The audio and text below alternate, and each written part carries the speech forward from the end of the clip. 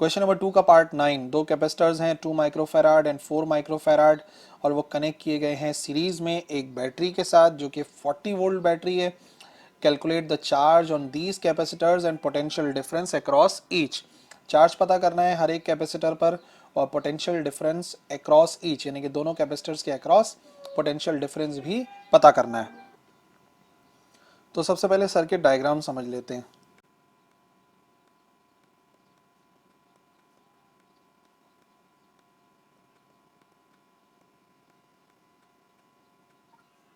तो क्योंकि हमने इसको सीरीज में जोड़ा है ना, तो जितना भी चार्ज इस बैटरी से निकलेगा, फॉर एग्जांपल क्यू चार्ज, वो सारा का सारा चार्ज जो है वो C1 से भी गुजरेगा, वही सारा का सारा चार्ज जो है वो C2 से भी गुजरेगा।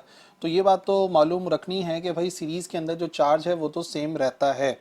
तो जितना टोटल चार्ज होगा वही C1 के पास जाएगा, वही C2 के पास जाएगा। बट जो वोल्टेज है वो इस केस के अंदर चेंज हो जाता है। जो वोल्टेज होता है अक्रॉस C1 वो अलग होता है और वोल्टेज अक्रॉस C2 अलग होता है। और ये सीरीज कॉम्बिनेशन के अंदर आपको लाजमी तौर पे समझनी पड़ेगी ये बात कि चार्ज सेम रहता है और जो वोल्टेज है वो डिफरेंट होते हैं across each capacitor.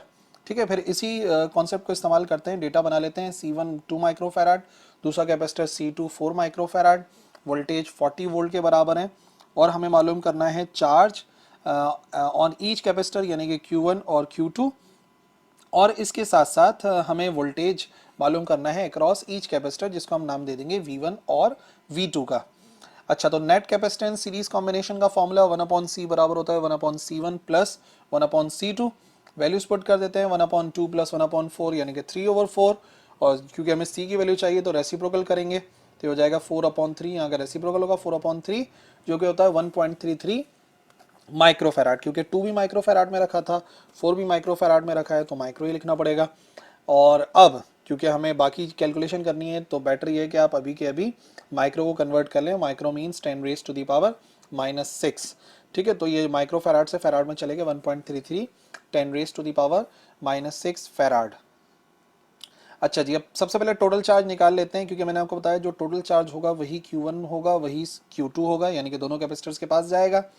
So Q is equal to CV, total capacitance आई थी 1.33 एक्सपोनेंट -6 और टोटल वोल्टेज गिवन था हमें 40 वोल्ट के बराबर। तो आंसर आ जाएगा 5.33 10⁻⁻⁶ कूलम्स। तो क्योंकि सीरीज कॉम्बिनेशन है तो सीरीज कॉम्बिनेशन में Q1 Q2 Q के ही बराबर होगा और दोनों ही आ जाएंगे 53.3 माइक्रोकूलम। ठीक है ना, ये 53.3 आंसर आएगा। तो इसको थोड़ा सा करेक्ट कर लेना। Q1 Q2 दोनों के दोनों बराबर आएंगे 53.3 10⁻⁻⁶ कूलम के बराबर। और जैसे ही चार्ज आ गया तो अब हम वोल्टेज मालूम कर सकते हैं। वोल्टेज इसी फार्मूले से निकालेंगे, V को अलग करेंगे तो Q/C के बराबर आएगा। और चार्ज मैंने बताया कितना 53.3 एक्सपोनेंट-6 और C1 था 2 एक्सपोनेंट-6। ठीक है, -6 माइक्रो की वैसे लिखा है, 2 माइक्रोफैराड था तो माइक्रो का मतलब -6। सिंप्लीफाई करने के बाद कैंसिलेशन के बाद 26.65 वोल्ट आंसर आ जाएगा। और जो दूसरा वोल्टेज है वो मालूम कर लेते हैं तो उसके लिए आंसर बनेगा Q/C2।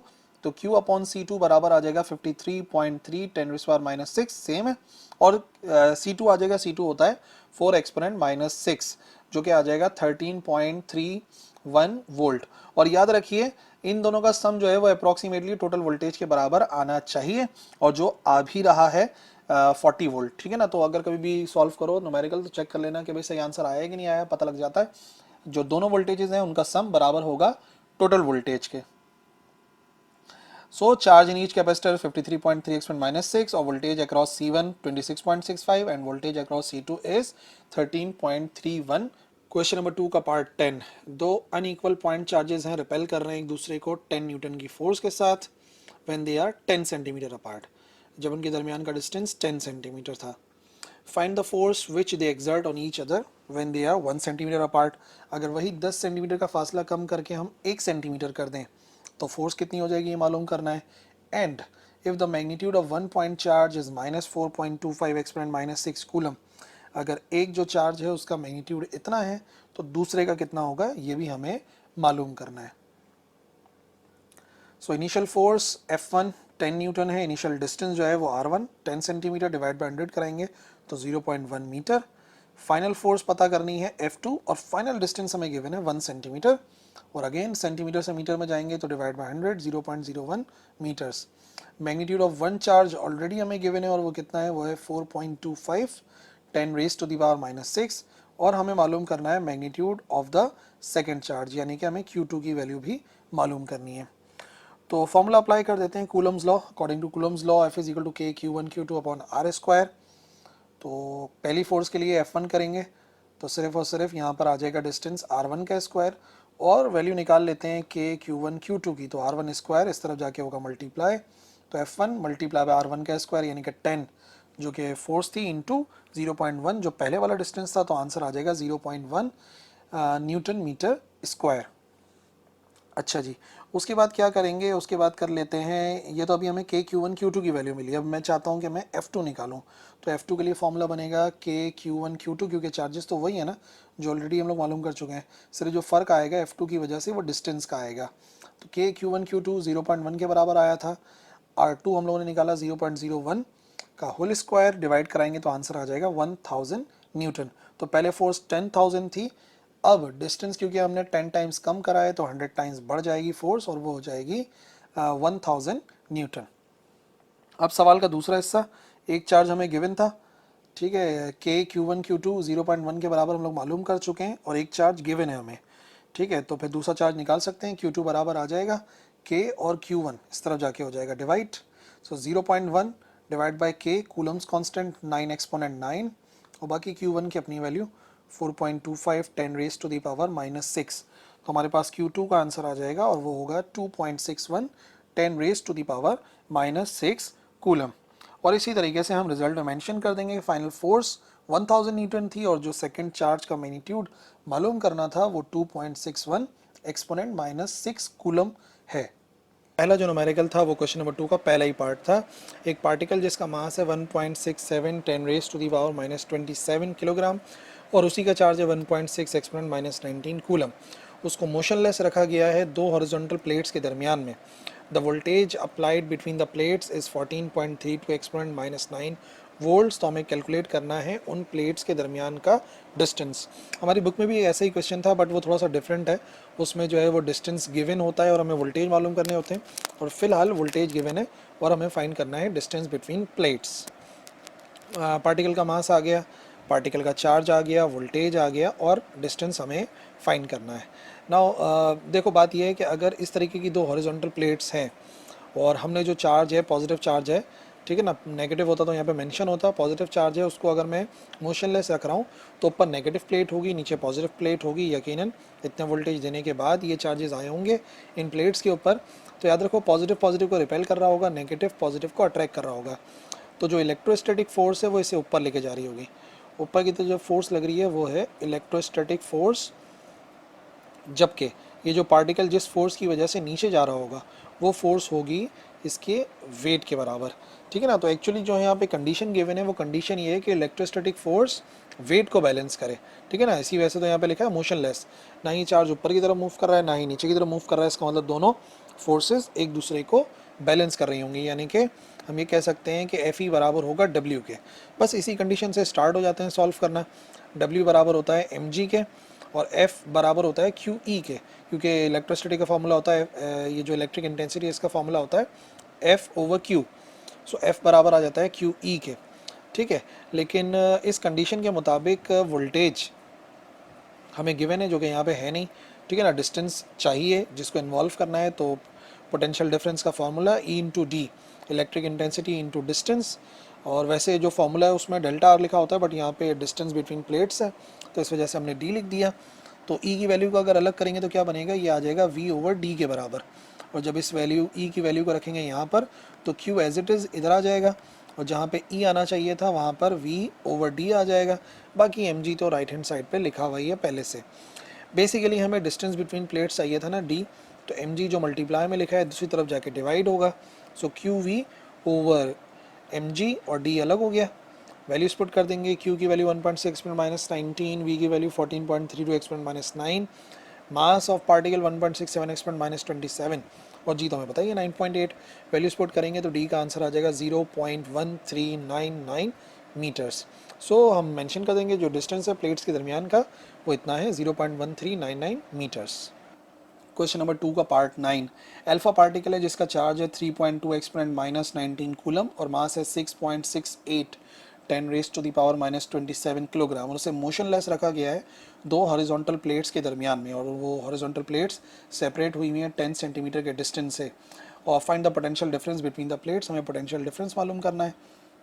Mass of alpha particle, charge on alpha particle, voltage find करना है और डिस्टेंस एक्चुअली हमें गिवन है 10 सेंटीमीटर है। तो 10 सेंटीमीटर से जब हम जाएंगे मीटर्स में, सेंटीमीटर से मीटर्स में, तो डिवाइड बाय 100 कराएंगे, आ जाएगा 0.1 मीटर्स। अच्छा, आप कंसीडरेशन समझ लो। देखो अल्फा पार्टिकल है ना, उसके ऊपर पॉजिटिव चार्ज है, तो उसको अगर मैंने दो हॉरिजॉन्टल मेटल प्लेट्स के दरमियान में मोशनलेस रखा है तो यकीनन वेट जो उसे डाउनवर्ड लेकर जा रहा होता है उसको जो इलेक्ट्रोस्टैटिक फोर्स ऑफ अट्रैक्शन है वो बैलेंस करेगी। इलेक्ट्रोस्टैटिक फोर्स ऑफ अट्रैक्शन भी हमने ऐसे रखी है कि हमने नेगेटिव चार्ज ऊपर रखा है और पॉजिटिव चार्ज नीचे, तो पॉजिटिव पॉजिटिव को रिपेल कर रहा होगा, नेगेटिव पॉजिटिव को अट्रैक्ट कर रहा होगा और वेट को वो बैलेंस कर रहा होगा, यानी कि एफ ई बराबर है डब्ल्यू के। और ये जो चार्जेस हैं नेगेटिव पॉजिटिव, ये देने के लिए यकीनन हमने वोल्टेज अप्लाई करा होगा, तो वही वोल्टेज हमें मालूम करना है कि कितना वोल्टेज हमने अप्लाई किया कि इतने चार्ज और इतने मास वाला जो अल्फा पार्टिकल है वो मोशनलेस हो जाए, यानी कि वेट बैलेंस हो जाए एफ ई के। पूरी की पूरी लॉजिक यही है। So given condition F E बराबर है W K, so Q E is equal to M G. ठीक है, तो हमें फॉर्मूला पता है, एफ बराबर होता है क्यू ई के और डब्ल्यू बराबर होता है एम जी के। अच्छा, क्योंकि वोल्टेज यहाँ पे है नहीं तो हमें इन्वॉल्व करना पड़ेगा वोल्टेज को, तो वोल्टेज का फॉर्मूला होता है ई इंटू डी। यहाँ से ई की वैल्यू निकालो तो वी अपॉन डी के बराबर आ जाएगा ना। अगर ई की वैल्यू निकालेंगे तो बराबर आ जाएगा वी ओवर डी के, और इसी ई की वैल्यू को यहाँ पर हम ई की जगह पे पुट करेंगे और जैसे ई की जगह पे पुट करेंगे तो वी ओवर डी आएगा, तो हो जाएगा Q V over D is equal to M G. Value हमें चाहिए वोल्टेज की, तो रीअरेंज करेंगे, रीअरेंज करके M G D upon Q हो जाएगा। एम भी पता है, जी भी पता है, डी भी पता है और क्यू भी पता है। कैलकुलेटर के अंदर वैल्यूज़ रखनी है और वी का आंसर लाना है। वी का आंसर हो जाएगा 2.045 एक्सपोनेंट माइनस 8 वोल्ट्स। ठीक है, तो इतना ही वोल्टेज लगाना पड़ेगा ताकि एक अल्फा पार्टिकल मोशनलेस हो जाए।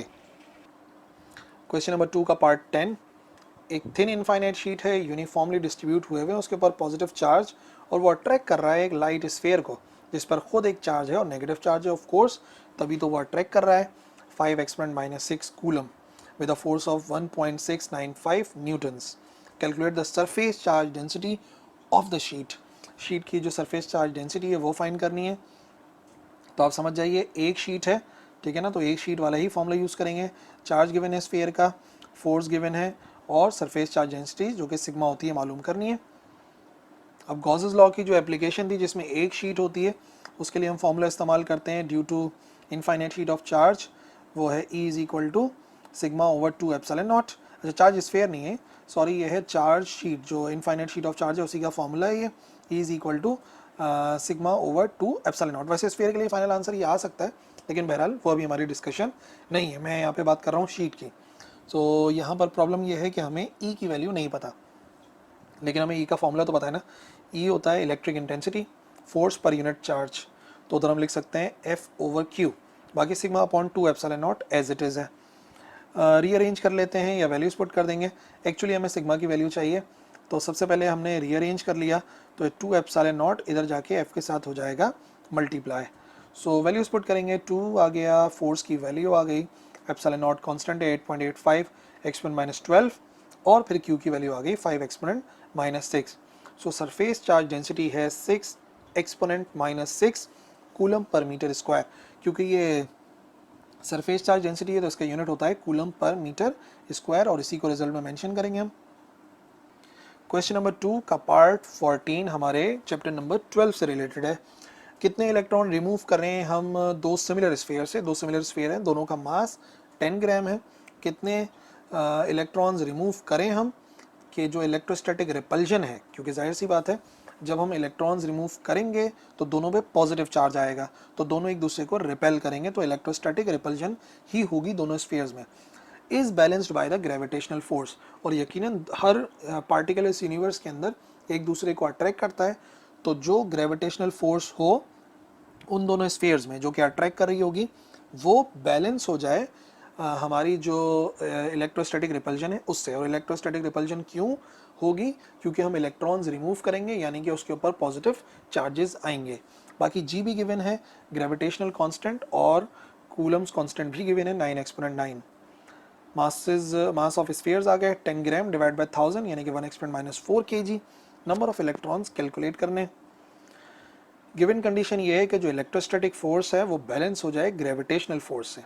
इलेक्ट्रोस्टैटिक फोर्स आती है हमारे पास कूलम्स लॉ से और ग्रेविटेशनल फोर्स आती है न्यूटन्स लॉ से। के Q1 Q2 upon R square होता है और gravitational force G M1 M2 upon R square होता है। बट क्योंकि चार्जेस सेम है, जो हम रिमूव कर रहे हैं तो Q इंटू क्यू आ जाएगा और बाकी मासेस भी दोनों के सेम है तो M इंटू एम आ जाएगा। आर स्क्वायर से आर स्क्वायर कैंसिल, एम से एम स्क्वायर हो जाएगा और क्यू से क्यू मल्टीप्लाई होके क्यू स्क्वायर हो जाएगा। तो पहले चार्ज ही फाइंड करेंगे, क्यू स्क्वायर आ जाएगा जी एम स्क्वायर ओवर के। वैल्यू स्पॉट करी, जी कांस्टेंट है, एम का स्क्वायर किया, के की वैल्यू तो 7.4 एक्सपोनेंट माइनस 29, ये क्यू के स्क्वायर का आंसर है। नाउ क्यू की वैल्यू निकालेंगे तो 8.6 एक्सपोनेंट माइनस 15 कूलम, यानी कि स्क्वायर रूट लिया है तभी ये आंसर आया है। अच्छा ये तो चार्ज आया, बट हमें चार्ज नहीं मालूम करना था, हमें मालूम करना था कितने इलेक्ट्रॉन्स रिमूव करें। तो चार्ज और नंबर ऑफ इलेक्ट्रॉन्स का एक ही रिलेशन है, Q बराबर होता है Ne के। Q है चार्ज, N है नंबर ऑफ इलेक्ट्रॉन्स और E है चार्ज ऑन वन इलेक्ट्रॉन, यानी कि 1.6 एक्सपोनेंट माइनस 19। रीअरेंज करेंगे तो N बराबर आएगा Q अपॉन E के। Q की वैल्यू फाइंड करी है हम लोगों ने और E charge on one electron constant है। डिवाइड कराएंगे तो नंबर ऑफ इलेक्ट्रॉन्स आ जाएंगे 5.38 एक्सपोनेंट 6 इलेक्ट्रॉन्स। तो इतने इलेक्ट्रॉन्स अगर हम रिमूव करेंगे तो जो इलेक्ट्रोस्टैटिक रिपल्जन है वो बैलेंस हो जाएगी ग्रेविटेशनल अट्रैक्शन से। क्वेश्चन नंबर 2 का पार्ट 8, एक 10 माइक्रोफैराड का कैपेसिटर है और पोटेंशियल डिफरेंस है 220 वोल्ट। उसकी प्लेट्स को फिर हमने डिस्कनेक्ट कर दिया बैटरी से और फिर उस बैटरी को, उस कैपेसिटर को कनेक्ट कर दिया पैरेलल में एक दूसरे कैपेसिटर के साथ। और फिर ऐसा देखा गया कि जो पोटेंशियल डिफरेंस है वो ड्रॉप हो गया, 220 के बजाय वो हो गया 100 volt. What is the capacitance of second capacitor? तो सेकंड कैपेसिटर की कैपेसिटेंस कितनी होगी? पहले कैपेसिटर की कैपेसिटेंस 10 माइक्रोफैराड है, वोल्टेज गिवन है 220 volt, final voltage V1 prime 100 volt given है और हमें सेकंड कैपेसिटर की कैपेसिटेंस पता करनी है। देखो जब पहला वाला कैपेसिटर था ना, उसको हमने बैटरी से जोड़ा था।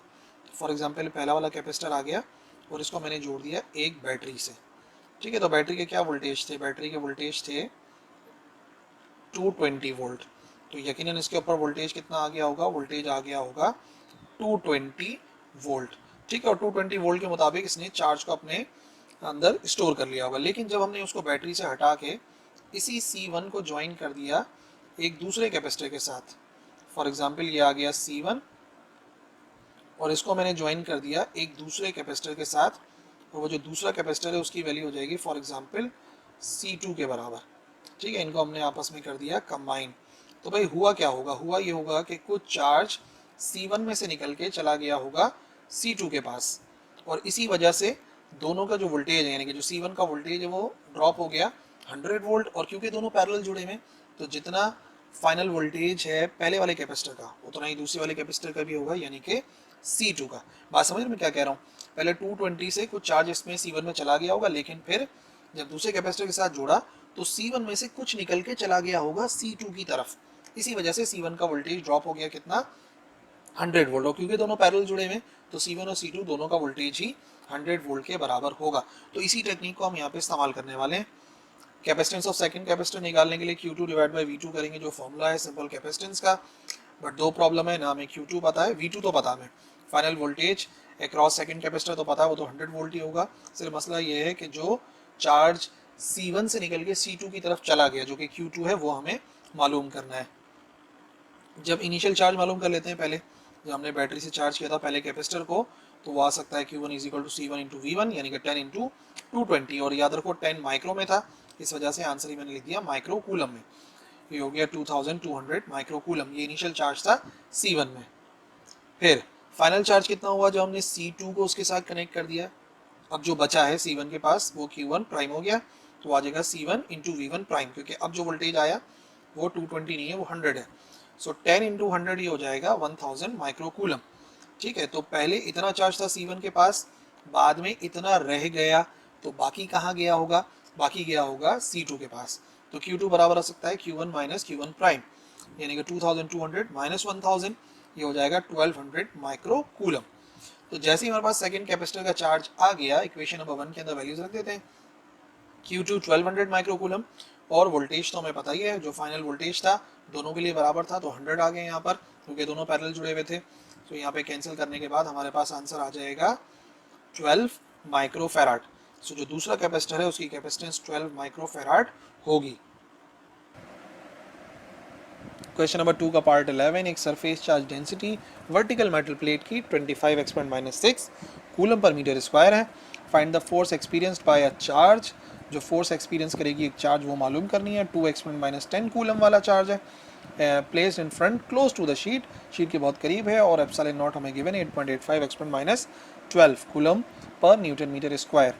सो डेटा बना लेते हैं भाई। हमें चार्ज ऑन स्फीयर गिवन है, कितना है वो है 2 एक्सपोनेंट माइनस 10 कूलम, और सरफेस चार्ज डेंसिटी है, surface charge density 25 exponent minus 6 है, और फोर्स हमें फाइंड करनी है। तो एक चार्ज शीट की बात हो रही है ना, वन सिंगल, तो फॉर्मूला तो हमें पता ही है, ड्राइव करते भी हैं, गॉसेस लॉ की एप्लीकेशन है, electric intensity due a charge plate. ठीक है, स्फीयर का भी फाइनल आंसर तो ये आता है, बट फिलहाल हम बात कर रहे हैं चार्ज शीट की, वो है सिग्मा ओवर 2 एप्सिलॉन नॉट। ठीक है, प्रॉब्लम ये है कि हमें सिग्मा पता है, एप्सिलॉन नॉट पता है, लेकिन यहाँ पर इंटेंसिटी लिखा हुआ है और हमें फोर्स चाहिए। तो इंटेंसिटी हमें पता है बराबर होती है फोर्स पर यूनिट चार्ज के, तो वहाँ पे F अपॉन Q आ जाएगा, और बस अब हमें रीअरेंज करना है, Q डिवाइड से जाएगा मल्टीप्लाई में, तो ये आ जाएगा Q into sigma 2 epsilon naught. Sigma ही पता है, Q भी पता है, और एप्सिलॉन नॉट भी पता है, वैल्यूज़ पुट करेंगे और कैलकुलेटर में वैल्यूज़ रखने के बाद आंसर आ जाएगा 2.8 एक्सपोनेंट माइनस 4 न्यूटन्स। तो इसका मतलब फोर्स जो एक्सपीरियंस कर रहा होगा वो चार्ज, वो होगी 2.8 exponent minus 4 Newton. Question number 2 का पार्ट 13, 2 पॉइंट चार्जेस हैं, प्लस 2 एक्सपोनेंट माइनस 4 और माइनस 2 एक्सपोनेंट माइनस 4, सेम है, बस नेचर डिफरेंट है, एक पॉजिटिव एक नेगेटिव है, एक दूसरे से 40 सेंटीमीटर पे रखे हुए हैं। अब एक चार्ज 5 एक्सपोनेंट माइनस 5 कूलम उनके मिड में रख दिया जाता है, बीच में। So what is the magnitude and direction of force on it, के की वैल्यू गिवन है। इस किस्म का कुछ केस है, Q1 जो है हमारे पास पॉजिटिव चार्ज है, Q2 हमारे पास नेगेटिव चार्ज है, और Q3 जो दरमियान वाला चार्ज हमने रखा है वो भी एक पॉजिटिव चार्ज है। ठीक है, तो टोटल डिस्टेंस दोनों के दरमियान का 40 था, लेकिन क्योंकि दरमियान में चार्ज रखा है Q3, तो दरमियान का मतलब हो गया कि 1 से 3 तक का फासला 20 हो गया, और 2 से 3 तक का फासला भी कितना हो गया, 20 हो गया। ठीक है ना, ये बात याद रखनी है। और फिर क्योंकि हमें फोर्स भी मालूम करनी है, तो याद रखो पॉजिटिव पॉजिटिव को क्या कर रहा होगा, रिपेल कर रहा होगा, और नेगेटिव पॉजिटिव को क्या कर रहा होगा, अट्रैक्ट कर रहा होगा। तो दोनों फोर्सेज हैं तो सेम डायरेक्शन के अंदर। ठीक है ना, एक रिपल्जन है और एक अट्रैक्शन है, तो हम टोटल फोर्स निकाल लेंगे, इजीली ऐड किया जा सकता है अगर फोर्सेज सेम डायरेक्शन में हो, लेकिन पहले हमें वो दोनों फोर्सेज फाइंड करनी पड़ेंगी। तो Q1 Q2 पता है, 1 और 2 के दरमियान का डिस्टेंस 40 सेंटीमीटर था, डिवाइड बाय 100 करेंगे तो 0.4 आएगा। Q3 भी गिवन है, पॉजिटिव है, और R13 और R23 मैंने बता दिया। 1-3 का मतलब 1 और 3 के दरमियान का फासला, 2-3 का मतलब Q2 और Q3 के दरमियान का फासला, और वो 20 सेंटीमीटर है, यानी कि 0.2 मीटर्स है। F3 मालूम करना है, यानी कि total force on this charge, यानी कि तीसरा वाला चार्ज F3 इस वजह से नाम दिया। अब याद रखिए दो फोर्सेज लग रही थी Q3 पर, एक 1 और 3 के दरमियान की थी, और एक थी 2 और 3 के दरमियान की। ठीक है, एक 1 और 3 के दरमियान और एक 2 और 3 के दरमियान, तो बारी बारी मालूम करेंगे। पहले 1 और 3 के दरमियान की वैल्यू निकालेंगे, तो नाम देंगे F13, तो पहले चार्ज भी Q1 आएगा, Q3 आएगा, और डिस्टेंस भी R13 आएगा। Q1 Q3 और दोनों के दरमियान का फासला सॉल्व करना है कैलकुलेटर में रख के, तो 2250 न्यूटन आ जाएगा। ये हो गई हमारे पास 1 और 3 के दरमियान की फोर्स। दूसरी फोर्स जो है वो 2 और 3 के दरमियान की थी, तो अब जो फॉर्मूला बनेगा वही फॉर्मूला बनेगा 2 और 3 के दरमियान की। अच्छा, अब मैंने 1 और 3 इस वजह से लिख दिया, वजह ये है कि चार्जेस थे तो इक्वली, नेचर डिफरेंट था बट मैग्नीट्यूड तो सेम था, तो बहरहाल आप यहाँ पे Q2 भी लिख सकते हो, क्योंकि वैल्यू तो सेम है, तो यहाँ पे Q2 की वैल्यू आ गई, Q3 की वैल्यू आ गई, और दोनों के दरमियान का डिस्टेंस भी सेम है, तो आंसर भी F23 का सेम ही आएगा, 2250 न्यूटन। टोटल निकालनी थी फोर्स, और दोनों सेम डायरेक्शन में थी, तो सीधा सीधा ऐड किया जा सकता है। 2250 प्लस 2250, ये हो जाएगा 4500 न्यूटन, और डायरेक्शन बताना थी, तो डायरेक्शन होगी टुवर्ड्स नेगेटिव चार्ज, जो कि था क्वेश्चन नंबर 2 का पार्ट 7, एक पार्टिकल है, उसका मास है 1.67 एक्सपोनेंट माइनस 27 किलोग्राम और चार्ज है 1.6 10 raise to the power minus 19 coulomb. उसको मोशनलेस हमने रखा दो हॉरिजॉन्टल मेटल प्लेट्स के दरमियान में, तो वोल्टेज अप्लाई करा 6 एक्सपोनेंट माइनस 9 वोल्ट। हमें दोनों प्लेट्स के दरमियान का डिस्टेंस कैलकुलेट करना है। चैप्टर नंबर 12 का न्यूमेरिकल है। सो इस तरीके की दो मेटल प्लेट्स हैं। फॉर एग्जांपल दरमियान में हमने एक चार्ज रख दिया, पॉजिटिव चार्ज है। अच्छा, अभी हमने क्या रखना है, उसको मोशनलेस रखना है। तो देखो मोशनलेस रखने के लिए हमने क्या करा, वेट तो से नीचे ले जाने की कोशिश कर रहा होगा, तो ये आ गई वेट की डायरेक्शन। हमने क्या करा, हमने ऊपर नेगेटिव प्लेट लगा दी, नीचे पॉजिटिव, ताकि पॉजिटिव की रिपल्जन और नेगेटिव की अट्रैक्शन, जिसे हम कहते हैं इलेक्ट्रोस्टैटिक फोर्स, वो ऊपर की जानिब एक्ट करे। तो अगर मोशनलेस है तो ये बात कंफर्म है, वेट और एफ एक दूसरे को बैलेंस करेंगे। और इस सवाल का मेन जो है वो यही स्टेप है कि आपने वेट को और एफ को दोनों को बराबर रखना है। So mass of particle 1.67 exponent minus 27, charge on particle 1.6 exponent minus 19, voltage apply करा है 6 एक्सपोनेंट माइनस 9, और डिस्टेंस बिटवीन प्लेट्स, यानी कि दोनों जो प्लेट्स हमने लगाई हैं उनके दरमियान का डिस्टेंस पता करना है। फॉर एग्जाम्पल उसको हमने शो कर दिया डी से। सो सोल्यूशन में इसी कंडीशन से स्टार्ट करेंगे। एफ बराबर होना चाहिए डब्ल्यू के। सो डब्ल्यू तो पता है mg के बराबर होता है, और एफ बराबर होता है q इंटू ई के, charge into electric intensity. But electric intensity हमें नहीं पता, लेकिन उसका एक फॉर्मूला जरूर पता है जिससे वोल्टेज आता है। So voltage is equal to E into D. So E की वैल्यू निकालेंगे तो v अपॉन डी के बराबर आ जाएगा, और v अपॉन डी के बराबर आएगा तो यहाँ पे वैल्यू पुट करेंगे, q अपनी जगह पे एज इट इज, ई की जगह पे आ गया v ओवर d, और बाकी यहाँ पे mg एज इट इज लिखा हुआ है ना। तो सिर्फ हमें रीअरेंज करना है, d दूसरी तरफ जाएगा, mg इस तरफ आ जाएगा। सो d आ जाएगा qv divide by mg। Charge भी पता है, वोल्टेज भी पता है, m भी पता है और g भी पता है। सारी वैल्यूज पुट करेंगे। d यानी कि डिस्टेंस बिटवीन प्लेट्स 0.058 मीटर आ जाएगा, जिसको आप सेंटीमीटर मिलीमीटर में चाहो तो कन्वर्ट कर सकते हो, बट फिलहाल डिस्टेंस बिटवीन प्लेट 0.058